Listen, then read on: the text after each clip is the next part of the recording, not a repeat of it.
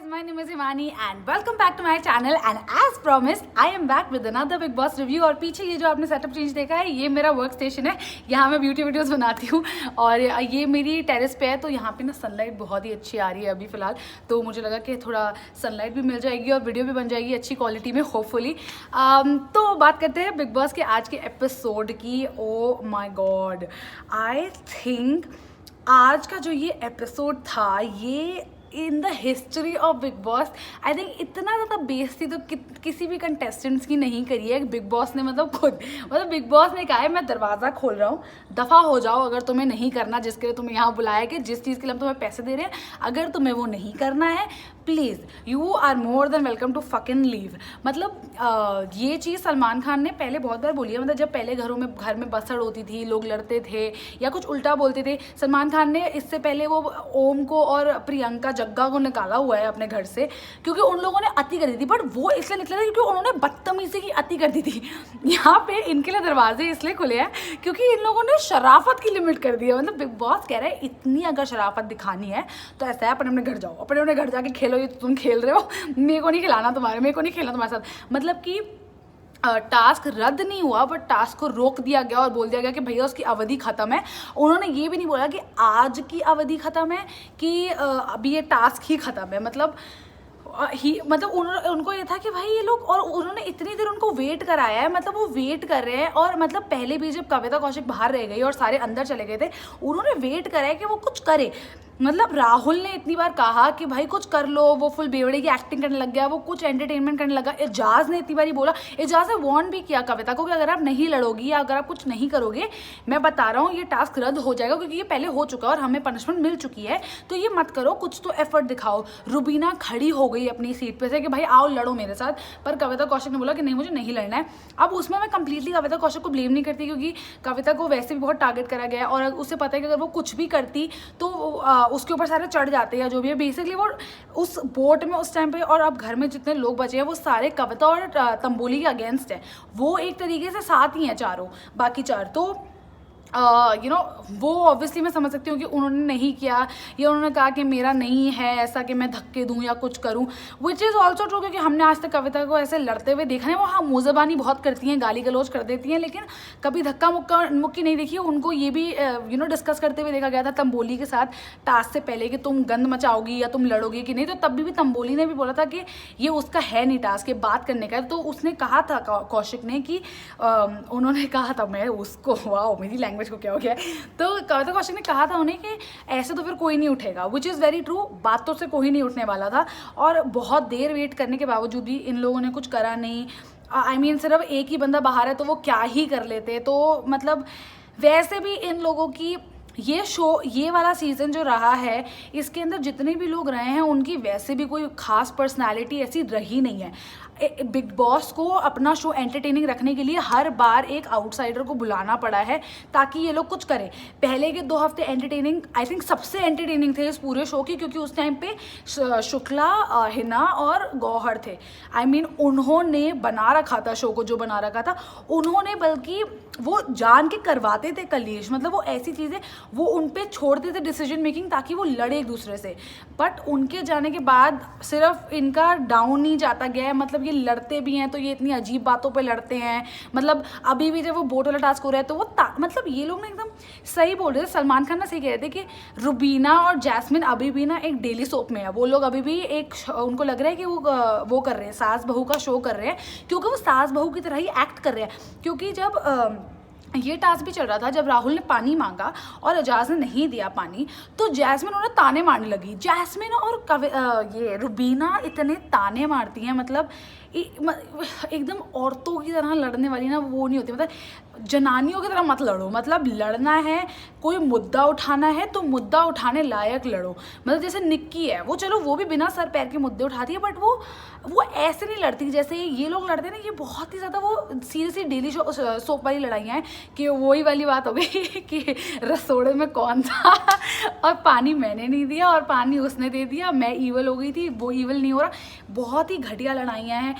अब जहाँ तक बात करते हैं रुबीना और उसके साथ जब कविता कौशिक ने उनकी शादी के ऊपर क्वेश्चन उठाया कि अच्छा जो भी उनको उठाने के लिए, उस पर कविता कौशिक पे बहुत उंगलियां उठी। बट द थिंग इज कि तुमने एक नेशनल प्लेटफॉर्म पे अगर ये बात बोली है तो तुम क्या एक्सपेक्ट कर रही हो? अभी तो तुम अंदर हो तो तुम बच गई हो, अगर ये बात तुम बोलकर बाहर आ जाती ना तो तुम्हें क्या लग रहा है मीडिया तुम्हें छोड़ देगी? अब अभी तो तुम जब बाहर आओगी तो मीडिया भूलेगी नहीं ये बात, और इसकी पूरी की पूरी अब इसे रगड़ा जाएगा, इसको उतारा जाएगा, धोया जाएगा, सुखाया जाएगा और फिर जाके ये बात कहीं ख़त्म होगी। क्योंकि अगर रुबीना को ये लग रहा है कि this is very inhuman and this is you know not acceptable, ये वो तुम्हारी दिखा रहा है, तुम्हारा वो दिखा रहा है, क्या दिखा रहा है, पर्सनैलिटी दिखा रहा है बेसिकली, तो व्यक्तित्व दिखा रहा है। डूड, तुमने जो बोला है उसके बाद अगर तुम एक्सपेक्ट कर रहे हो कि लोग उस पर सवाल नहीं उठाएंगे, देन यू आर स्टूपिड। जैसे कि एजाज ने अगर अपना सीक्रेट बताया है, कई लोग उस पर डाउट कर रहे हैं और कई लोग उसको एक्सेप्ट कर रहे हैं, but that is how people are going to be, there is going to be a divide. मतलब इसमें इतना चौंकने वाली क्या बात है? अभी तो तुम सारे अंदर हो, जिस दिन तुम बाहर आओगे तुमने जो जो बातें बोली हैं उसके अलावा भी तुमने शो में जो बातें बोली हैं वो सब उठाई जाएंगी। तो मुझे समझ में नहीं आता वही है कि वो जहाँ मुद्दा, वो जहाँ एक्चुअल में बात होती है करने लायक, वहाँ ये लोग एक दूसरे के कैरेक्टर पे आ जाते हैं।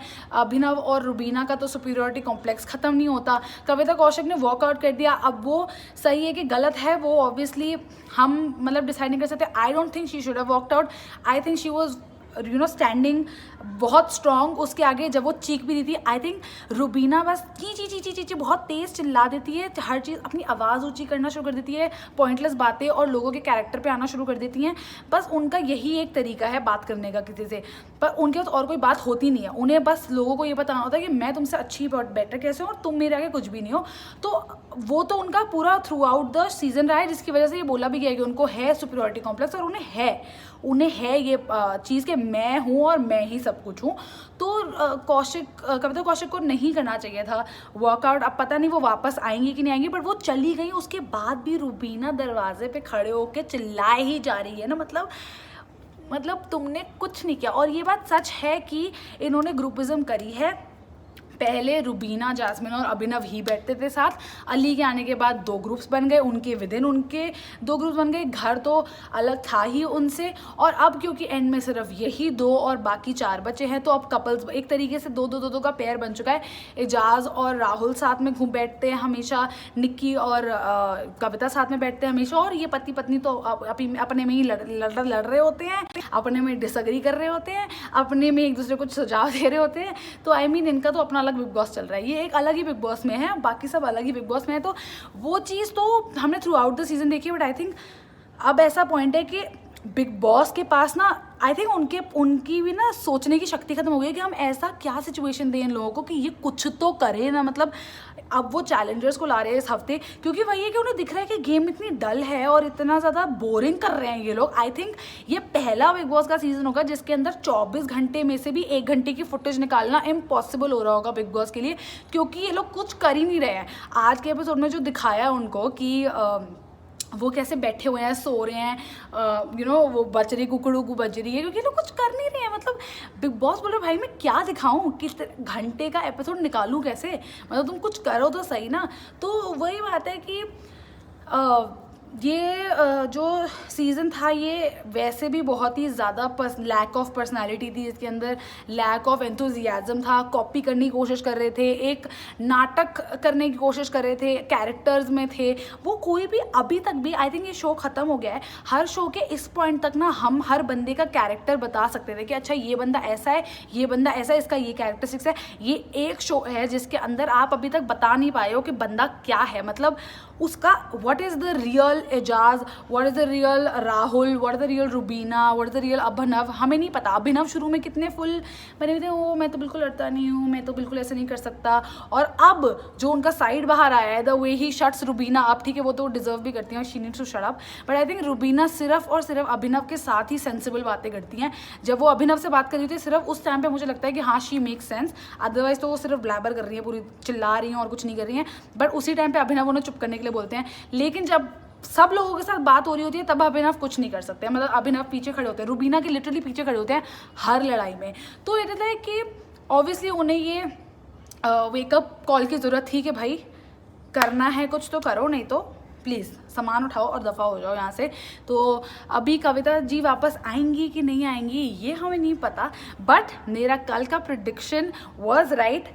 Ali did walk out and Ali ने जैस्मिन को रुकने दिया। तो जो काफ़ी ऑब्वियस था, में इतना ढंडोरा पीट के अगर तुम अंदर गए हो कि यू नो मैं तुम्हारे लिए आया हूँ और एंड में तुम अगर उसे बाहर निकाल दोगे अपनी वजह से, तो आई तो बहुत गालियाँ पड़ेगी अली को। तो इसीलिए आई थिंक उसने उस वजह से भी जैस्मिन को बोला कि भाई तू रुक जा प्लीज़, मुझे जाने दे। ऑब्वियसली जैस्मिन बहुत सैड होगी, उसके बाद वो रो रही थी और सब कुछ है, बट आई मीन वो बहुत रोती है वैसे भी, इट्स फाइन। वो ठीक हो जाएगी, अगले दिन वो एजाज से लड़ना शुरू होगी फिर से। सो या आई थिंक अभी आई एम नॉट श्योर अगर कविता कौशिक वापस आएगी नहीं आएगी, बट आई होप इस वेकअप कॉल के बाद ये लोग कुछ तो करना शुरू कर दें। एंड आई विश कि वो चैलेंजर थोड़ी जल्दी आ जाए। मुझे लगा था कि वो पहले 2-3 दिन में आ जाएंगे, बट वो अभी तक आए नहीं है, तो आई डोंट नो क्या हो रहा है वो चैलेंजर्स का। तो होपफुली वो आ जाएंगे and then there is going to be more twist and turns and so yeah this is it for today's review. ना चाहते हुए भी ये 11 मिनट का कर दिया है मैंने, oh god. But let me know the comment section में। और कल मैं इससे भी जल्दी में डालने की कोशिश करूँगी। आई नो मैं आज भी लेट हूँ यार ये वीडियो डालने में। कल मैं इससे भी जल्दी डालूंगी पक्का। लेकिन let me know the comment section below कि आप क्या सोचते हैं। And if you like the video then don't forget to like, share and subscribe and I will see you tomorrow. Bye.